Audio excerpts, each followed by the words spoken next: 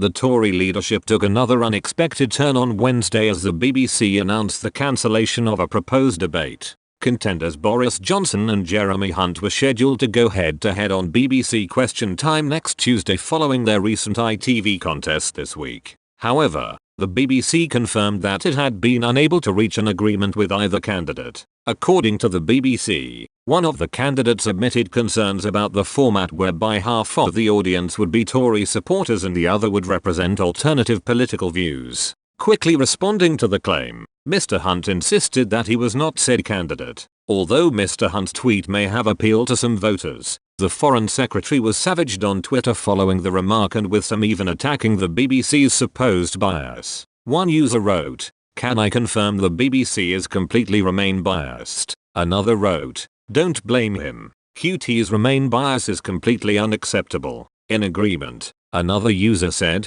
"Why would he put himself on the biased BBC after the last shambles they called a debate?" Earlier this week, Mr. Hunt and Mr. Johnson had engaged in a heated debate on ITV. During the debate, Mr. Hunt had accused his rival of peddling optimism and being unrealistic. In response, Mr. Johnson argued that the Foreign Secretary was defeatist as the pair exchanged personal blows. Away from attacking the BBC, some users also questioned the purpose of such a debate. Jennifer Ross tweeted, "I am not a fan of these blue-on-blue TV debates. It was perilously close to argument last night. We don't need it." In light of the accusations of bias, the BBC has maintained that it is committed to achieving due impartiality in all its output as per its editorial guidelines. Moreover, to fill the cancelled BBC Question Time debate, the BBC will instead show 2 interviews with each candidate. A BBC spokeswoman said, "We've already hosted a leadership debate and Andrew Neil's interviews on Friday will ensure both candidates are given forensic examination on primetime BBC One.